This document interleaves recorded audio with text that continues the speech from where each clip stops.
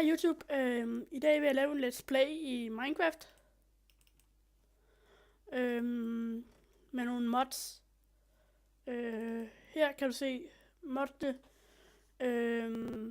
Den her mod er ikke med, og den her er heller ikke med, og den her heller ikke.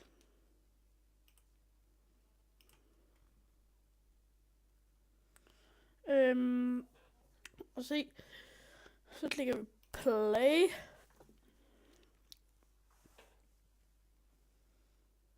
Og så venter vi. I videoen vil jeg prøve at lave en portal.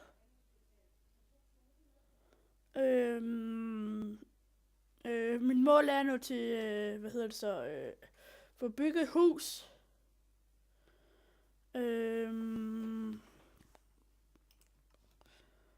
Vi laver en ny verden.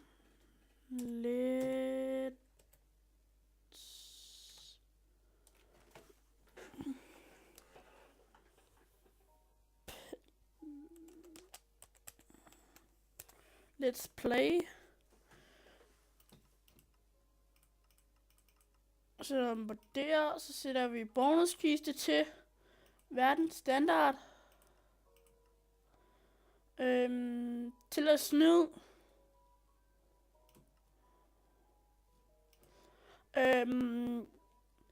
Jeg vil ikke bruge snøden, kun hvis jeg lige skal have en ting, som jeg ikke ved, hvordan man laver. Kan jeg se. Eller hvis jeg lige skal have et eller andet jord eller et eller andet.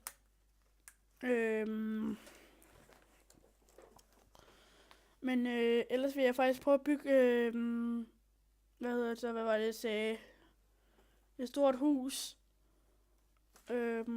hvor der er bibliotek og alt muligt i.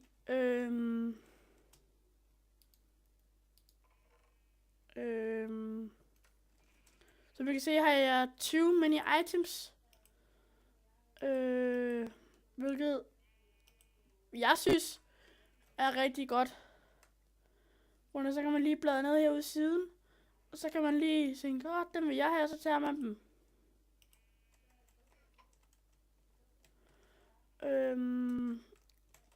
Nå, lad os begynde vores let's play.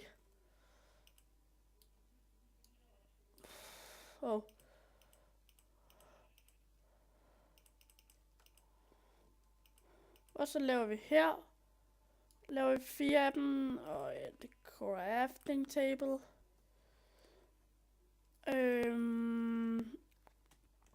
Hvor skal vi bygge vores hus henne? Vi starter lige ved siden af vandet. Det er ikke dårligt. Og en mine og alt muligt. Cool.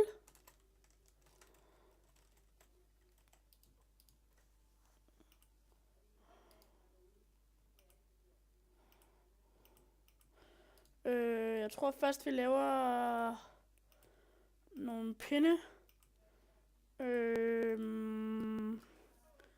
Og så laver vi simpelthen en økse. Også sådan nogle ting som her. Klikker jeg på R, og klikker jeg på den der. Nej, det virker ikke. Nå, jeg har lige downloadet 20 mini items.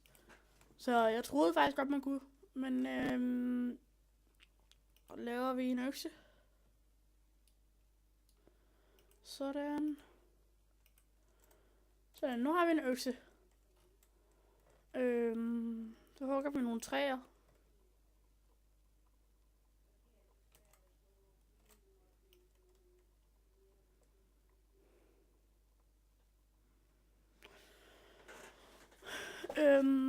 I de her let's play episoder, jeg laver, kommer der til at i nogle, jeg ved ikke om det er den næste video eller om det er den næste video igen, kommer der til at være en til med, der er med til at gøre det, at lave den.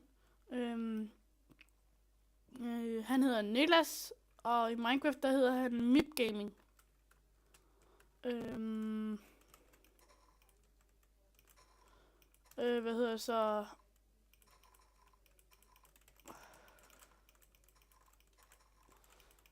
tager lige alle dem her væk, som jeg ikke vil være.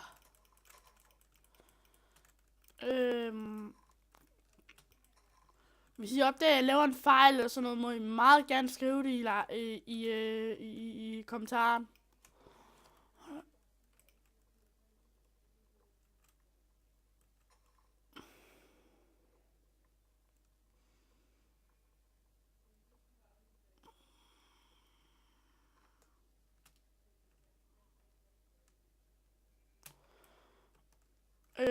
Og hvis I bare finder den her video, så skal I prøve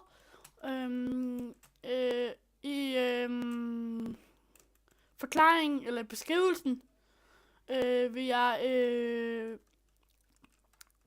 sætte et link ind til en playliste, hvor alle let's playerne er, så når de bare starter direkte efter hinanden. Det er mørkt. Cool. Og hvad? Jern?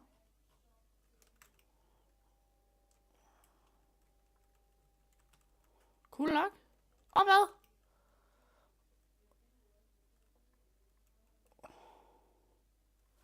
Hvor er jeg dog heldig.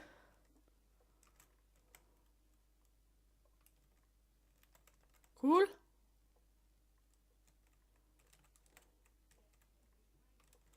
Stil lige op og lave en ovn.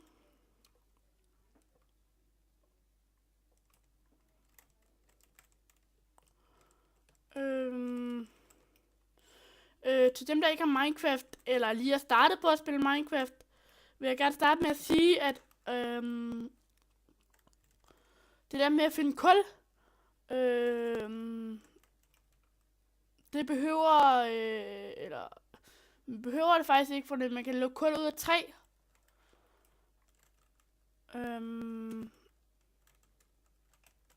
Det kan jeg vise jer hvordan. Og vist ikke mere der. Når jeg kommer op og runde de 200 likes, vil jeg lave, eller jeg vil prøve at lave en episode live, og lave det til en server, hvor det er, I kan komme ind. Men nu skal vi først lige op til 200 likes først. Spiller lige alle træerne. Jeg regner med, at mit hus skal være her.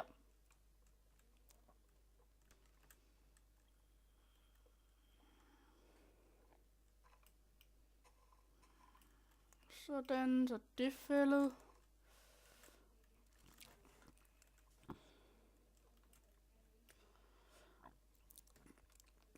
Det er min første Minecraft video, faktisk min første video. Altså jeg har haft lagt nogle små videoer ud, men det er noget jeg har lavet noget andet, noget musik bare. Som I kan se, så er der alle de her ting herude. Og hvad hedder det så?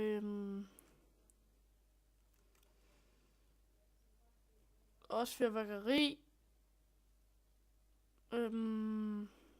Og tog, kan man se, og de her døre, de er ret seje. Og så en minevogn med kommandoblok i. Det lyder sjovt. Og fortryllelsesflaske. Så. Men jeg har ikke lige sådan planlagt, hvad jeg skal sige nu, så jeg siger bare, hvad jeg laver. Ja, her, og så sætter vi, prøv at se, vi sætter noget træ derned, så det kan blive brændt. Og så sætter vi noget træ herop, og så prøv at se, hvad der sker, når det er blevet brændt.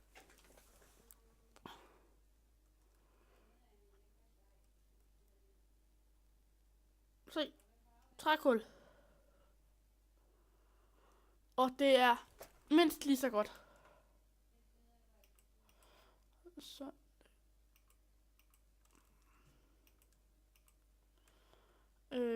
Det kan I også lave fakler. Nej, fakler det skal man lave af almindelig kul.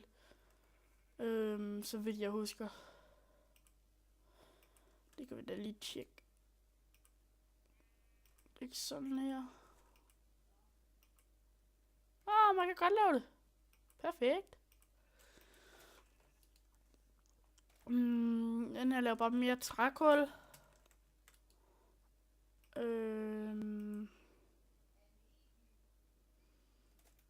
Vi behøver ikke ret meget, for det vi skal bare lige bruge lidt til nogle fakler. Sådan. Tager vi det her ud. Og så sætter vi det her ind.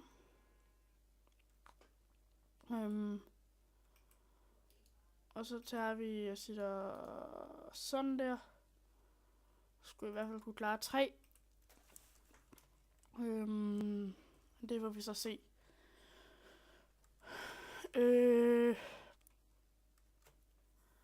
Altså, som I kan se, så er alle tingene herude. En ting, som, altså nogle ting, som for eksempel de her ting. Dem vil jeg tage herinde. For de er meget svære at lave. Jeg ved heller ikke, hvordan man gør. Det er ikke så tit, jeg spiller med den her, altså med de her mods. Så nu laver jeg en jern pickaxe. Og så går jeg ned i minen igen. Jeg må bygge en bro over her.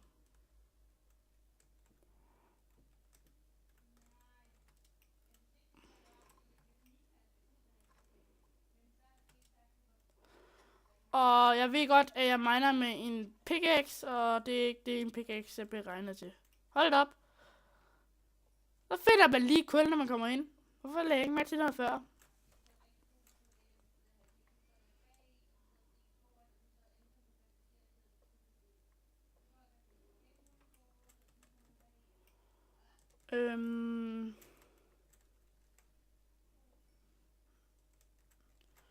Så grunden til at jeg slut til det, for grund af, hvis vi nu mangler et eller andet, eller jeg falder ned i et dybt hul, og der ikke er nogen vej at komme op, eller et eller andet, så kan vi lige TP os op, eller lige flyve op.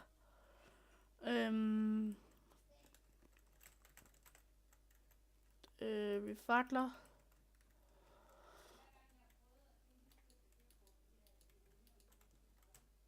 Og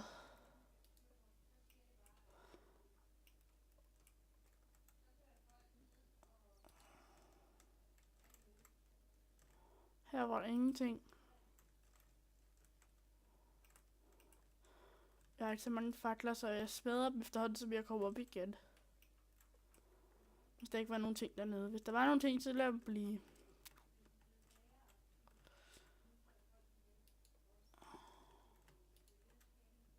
Hov, der er vand. Det er altid en god ting.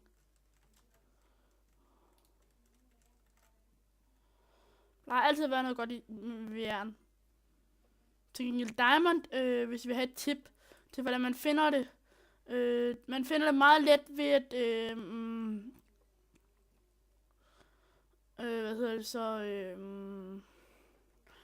grave sig ned, hvis I kommer ned under lava. Der er også en anden måde, man kan finde det meget let på. Til gengæld er det meget nemmere at dø der også. Der kan I,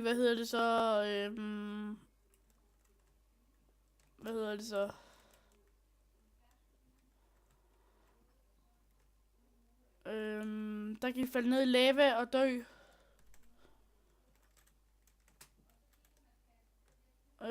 Jeg tror lige, jeg har fundet en vej ud af den her mine.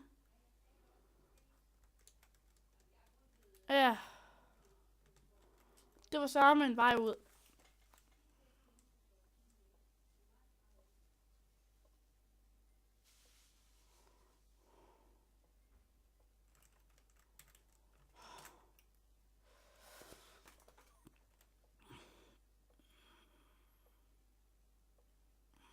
Shit, der er meget kul her, mand.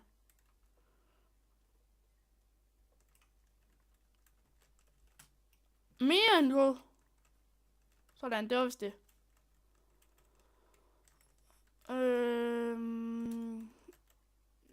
safe, eller nogle stål.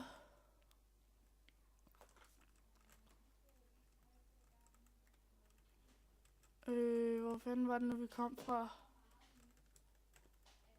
Jo, det var her. Tror jeg.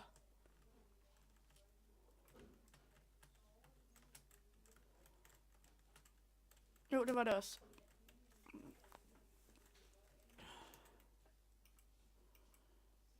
Jeg må se at få bygget den bro.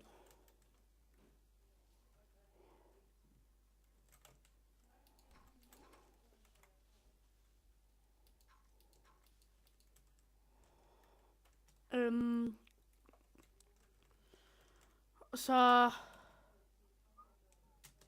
skal jeg lige bygge en ting, så hvis jeg nu farer vild, så kan jeg bare komme tilbage igen, uden at dø.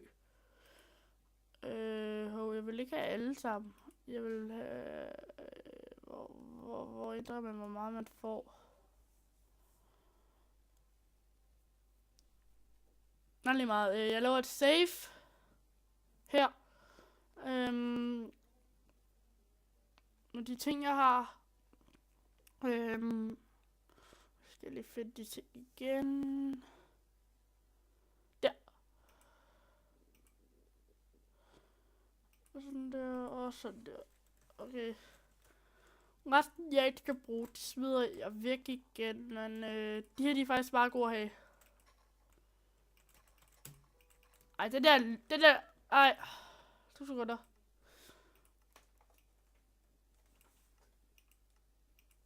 Sådan. Det er bedre. Jeg må hellere tage den der kiste.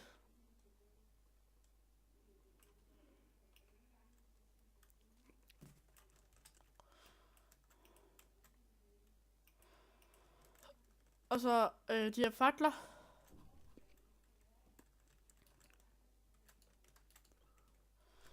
Og så her i kisten, der ligger sådan noget som jern nede i. Hvis man nu ikke skal bruge det, men det skal jeg. Så må vi lige lave nogle flere pinde. Sådan der. Sådan så har vi 8 pinde. Måske skal vi til at lave et hus. Det her, det gemmer jeg.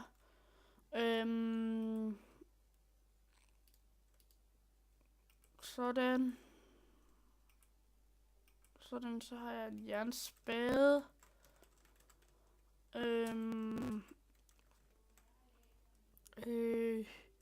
Jeg ved godt, det er lidt snyd, men jeg napper lige en seng. Hvad siger du som en højklikker? Højklik. Yeah. Endelig. Jeg fandt ud af, hvordan man tog en ting.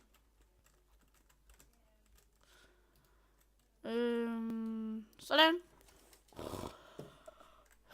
Så ligger jeg og sover. Og den.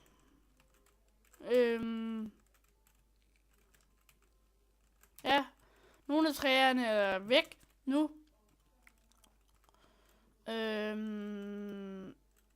Og nu vil jeg lave en lille hytte. Det er ikke så tit, jeg spiller i survival.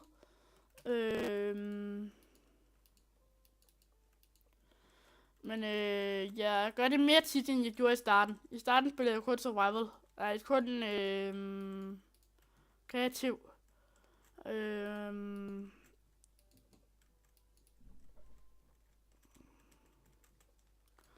Så først det lavede...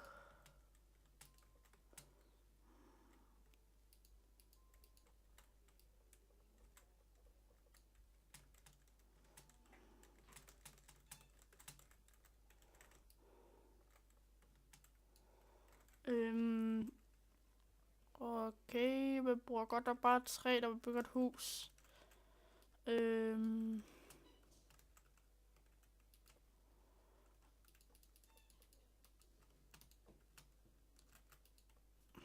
Sådan.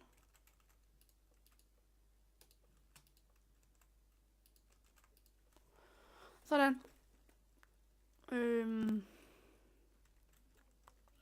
Så vil jeg lave en dør.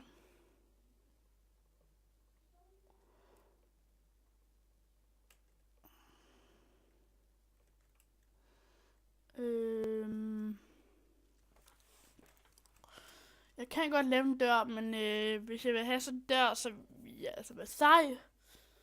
Så kan jeg ikke lave en dør.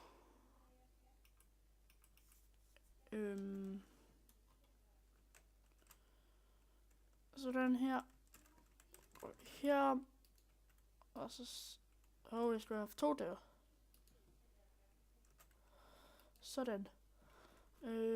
Og så sætter vi den der. Og så skal vi lige have fat i en til ting. Er det her?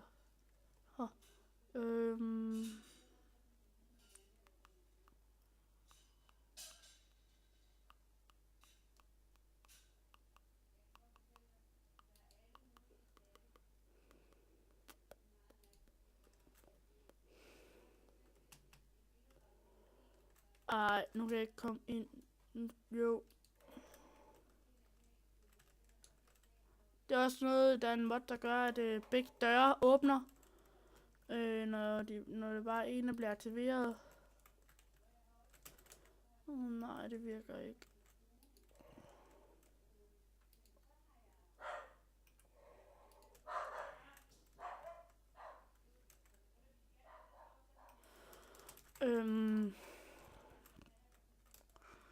Rimelig cool, synes jeg selv, hvis jeg skulle sige det.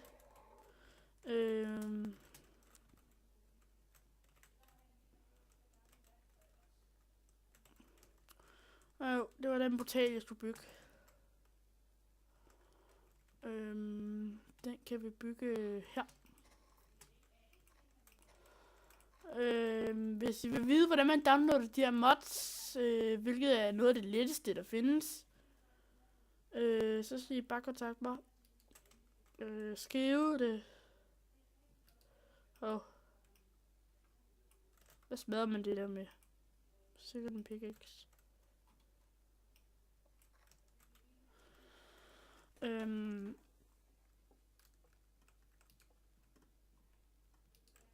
Hvordan var det så? Det var så, og så var det...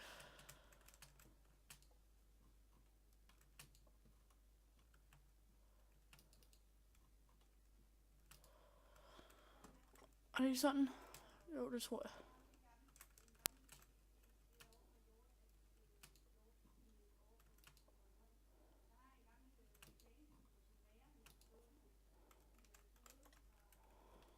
Og så er det sådan der.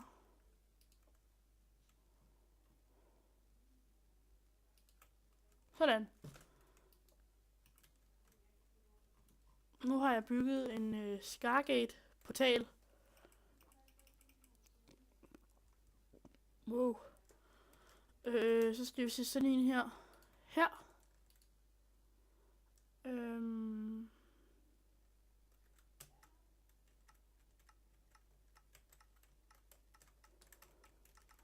Hvor man så kan skrive.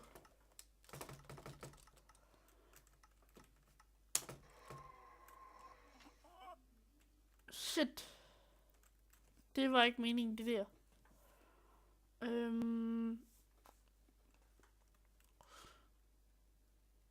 Jeg tror, det var det her, man skulle bruge. Nej, det var ikke herinde, man skulle bruge det. Var det herinde? Det var mærkeligt.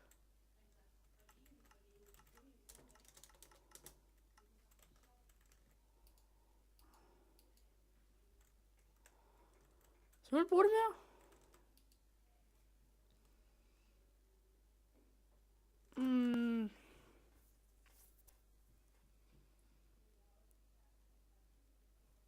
Det var mærkeligt.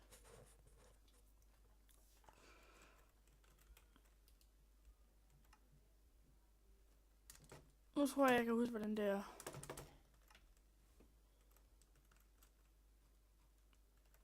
Man tager en i hånden,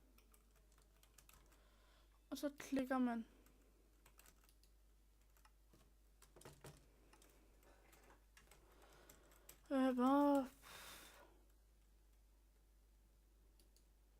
Sådan.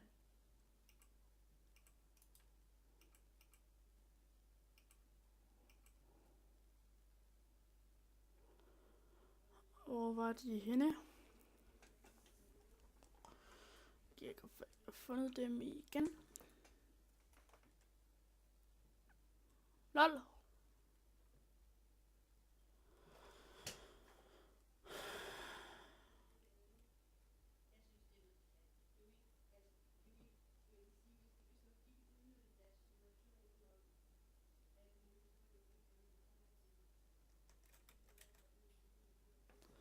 Sådan.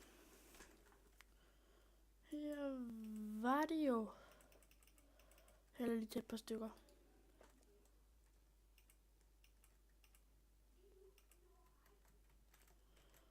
Sådan.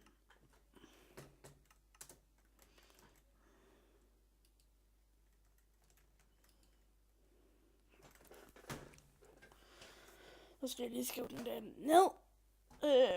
Så jeg kan finde den igen. Går jeg ind i sticky notes. Sletter der. Så skriver jeg E A U U bindestreg V45 bindestreg SA. Sådan. Jeg kan lige vise jer, hvordan den fungerer. Ved for eksempel at bygge en til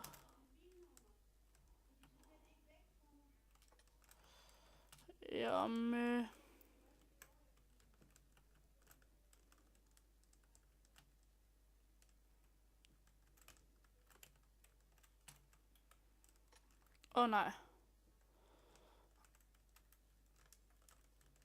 Ja, det hernede, det var et godt eksempel.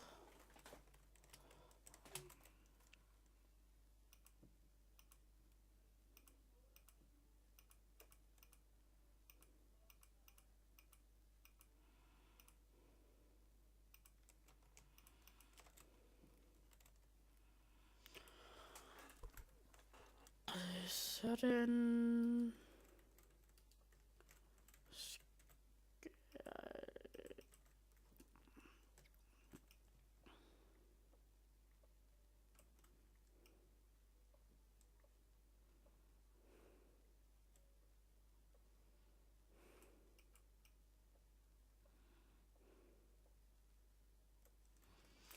Sådan, jeg tror, det var det. Jeg tror, der er nok plads her i hvert fald. Sådan der. Sådan der. Og hvad?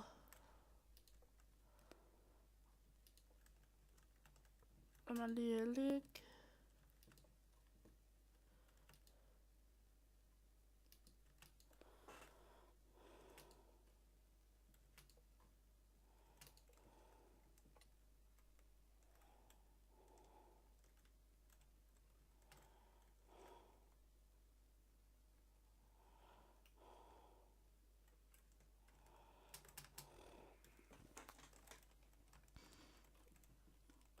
Se på den her der.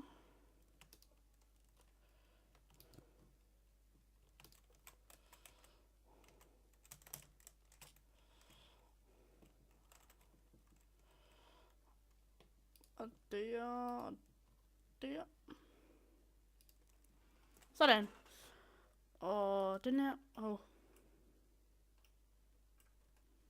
den er der, og så derinde i, og så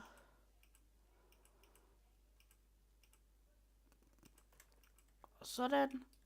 Og så klikker jeg der. Og hvad var det så, hvis du skrev, det var E A, og hvad mere? E A O U. Godt. E A O U. Og hvad var det mere? V45 SA. V45 SA. Og så klikker man på den der.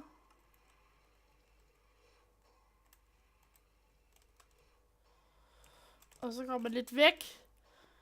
Det larmer lidt til at starte med. Det skal I tage af. Det er lidt ligesom i Stargate. Så kommer der en portal. Som I kan se her. Når jeg kan starte portal. Den hopper I ind i. Og vupsi, I er ude på den anden side. På den anden her. Og det samme kan I gøre igen. Cool. Jeg må nok hellere lige skrive den her kode ned. Shit, det larmer. DAUN.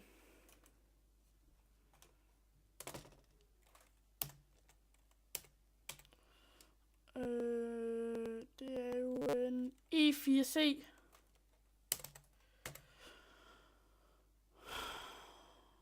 Og SA.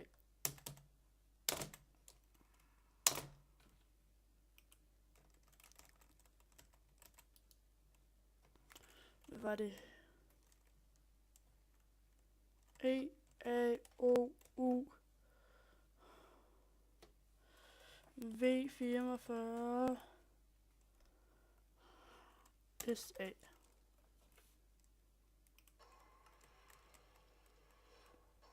Sådan.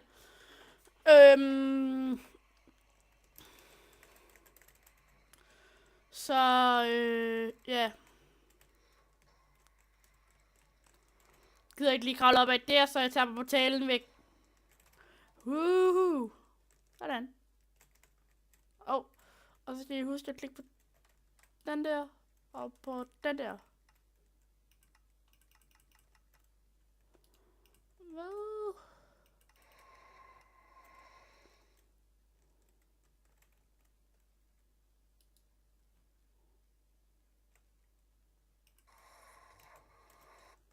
Sådan.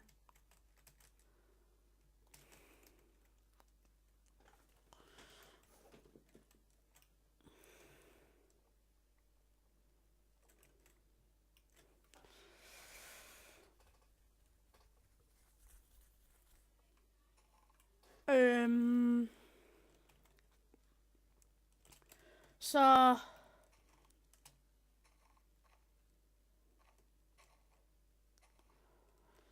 det var alt for den episode. Husk at se med i næste episode. Og så hygge jer.